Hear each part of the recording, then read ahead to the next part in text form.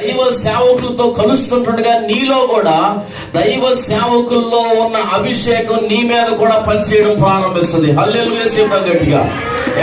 ఏమంటే నువ్వు ఎలాంటి వారితో ఉంటావో అలాంటి అభిషేకాన్ని నువ్వు పొందుకోగలుగుతావు. కొంతమంది ఉంటారే, అబ్బే ఎక్కడ ఇదే, అక్కడ అదే.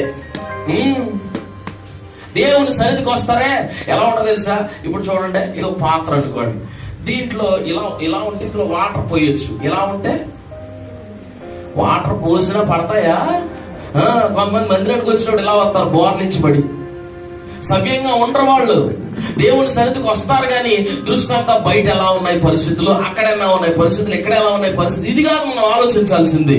తెరచిన హృదయంతో దేవుని సన్నిధిలో నువ్వు కూర్చున్నావా, దేవుని అభిషేకం నీ మీదకి దిగి రాబోతుంది పూట. హల్లెలూయా. బలమైన దేవుని మహిమ నీ మీదకి దిగి రావడానికి దేవుడి రోజు